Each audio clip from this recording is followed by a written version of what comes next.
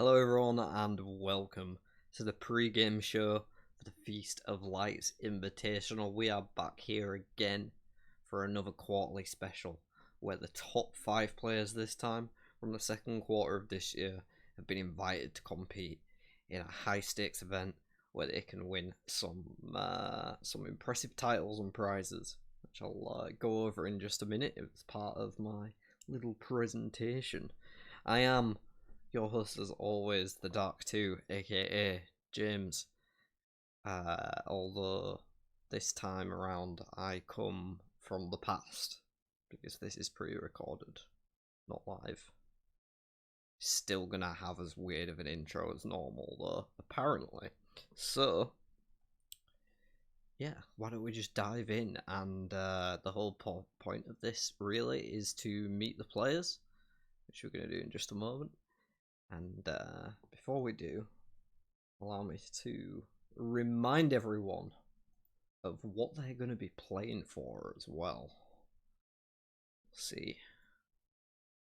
Picture coming up just now of the great captains from the first year. You can see, of course, myself there, along with Bob, Robin, Critter, and Chris. We were the 5 last year, and we got these amazing jerseys funded by donations from the players. And yeah, they all have our names on the backs as well, which is why I'm moving right now. If I can figure out the camera angle, but I probably can't. Yeah, you can see it says Dark 2. That's good enough. I'm going to stop showing my ass to the camera.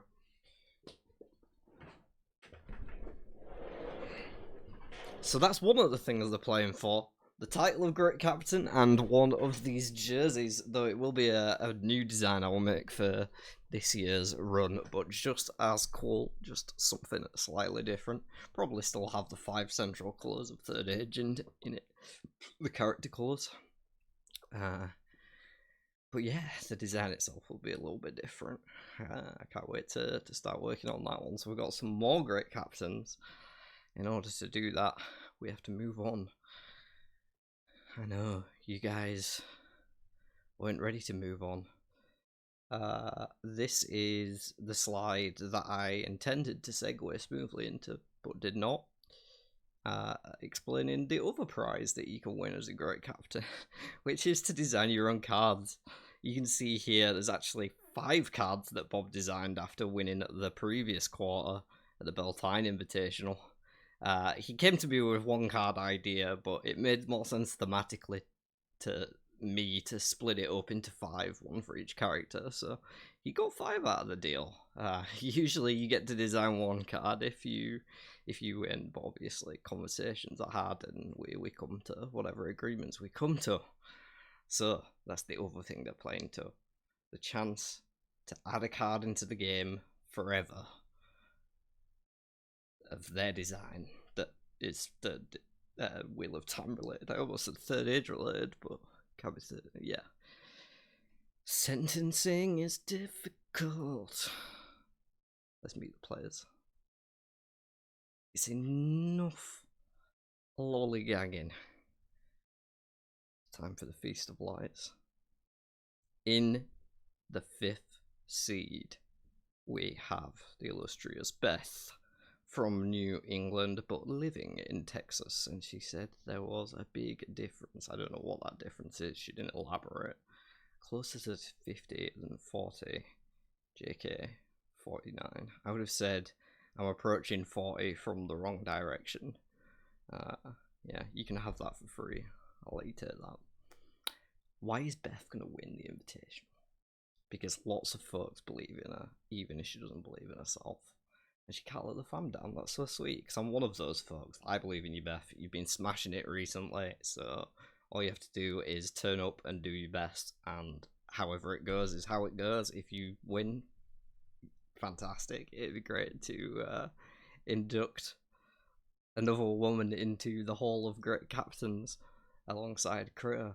But yeah, just don't let the pressure get on top of you. Chill, take it easy, and have a good game. And have fun, and you'll do fine. apparently, she would like to go on a date with, I think, Lan? Oh, I'm understanding this more now I'm reading it a second time. Because the math did not make sense to me the first time, but she said Lan twice. So she separated it, right? So originally it's Lan, but then it's 55% Lan. 30 Tam and 15 Ruak. So basically all the older buff guys. Essentially, if you want, you can add Rodel Iturralda, Bashir maybe, Gareth Bryn probably to that list. I don't know. That's me speaking, not Beth. But her favourite flightless bird is a penguin. I'm sure you've all read it by now, so I'm not gonna read the whole. She probably would want me to though. She would want me to specifically a penguin from the documentary Benedict Cumberbatch narrated, where he said, "Penwings," and she is a penguin. I mean, it's more interesting than just saying penguin, because who would do that? Wolf brother. Favourite attribute is skill. It's the most fun cards to play. A lot of people going with skill on that choice. The questions maybe were not that great this time. I apologise. Robin in with the most dickhead photo of them all, of course, displaying himself in his full glory as the champion of the light worldwide. Got that trophy on, got that shirt on. I'm honestly surprised he didn't find a way to get his 2 third age mugs into shot on the camera, to be honest. I would have thought that would have been first priority for him before taking the photo, but it is what it is. He's convinced he's going to win because he's a huge Wheel of Time nerd, and time is a wheel, and he won the Q2 Invitational last year. I mean, it makes sense, like, canon-wise, and I think he kind of, like, answered canonly for all of these, which is why they look a bit boring, but the what character he'd go on a date with? Aludra. Keep that name in mind, you're going to hear it a lot tonight. His favourite flightless bird is a calm. Thanks for giving me at least somewhat interesting answer, Robin. I did have to look that one up, and it turned out to be a bird from the waste in the Wheel of Time, so well played, you got me there. It is actually a flightless bird from the Wheel of Time. Good job. And his favourite attribute in third age is military. The other one we might hear a few times. Literally only 2 different attributes got picked, which is kind of making me worry about the other 3. I mean, I didn't expect anyone to pick leadership because it's not ever flashy, but Robin, if you win, you have to design a card for the calm now, because you've said that's your favourite flightless bird. You heard it here first, folks. In the 3rd seat, we have none other than Wolf Brother himself, moving up 1 seed from last year. He was in the 4th spot, I believe, coming into the Invitational. He's back again! 2 in a row. First person to do it so far this year, I think, other than the next person who's also coming up. But, yeah, Wolf Brother is from Columbus, Ohio, 33 years old, dressing as a pirate or as a Bailed Omen. You take your pick. The reason he's going to win the Invitational is because all roads lead to Wolf Brother, or just play the Secret Tunnel song clip. Play, not pay. I can't play right now, because I'm not in a Discord voice channel. But I can do you one better, Wolf. Secret tunnel, through the mountain, secret tunnel. I hope that was one better and not one worse. Sorry everyone. What character would he go on a date with? Okay, so he opened with, is this a trap, right? It wasn't intended to be a trap, but you definitely trapped yourself here, bro. I'm not going to say anything more than that. Y'all can read what's on the screen. I don't need to say the name of one of those characters.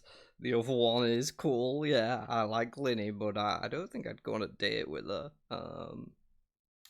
You do you though, man. You do you. His favourite flightless bird is a boring penguin, not a penguin, and his favourite attribute is military. In the 2nd seed, We have Skeeter from Riverton, Wyoming, also 1 seed up from last year, I believe. He was in the 3rd spot, if I remember correctly. Not last year, last quarter. He's going to win because he deserves to. Because he deserves to beat these chumps, specifically. Yeah, okay. If no one can convince me that that man there is not a chump. I mean, look at him. That's a chump. That's a chump you deserve to beat, Skeeter. I agree with you. I hope you do. It's a chump right there. Look at this guy. Look at this guy. What a chump. Okay, I'm done trolling Robin now. He would go with Aludra, obviously, on a date. Did say you'd hear that name a lot, and actually, it's also his favourite flightless bird.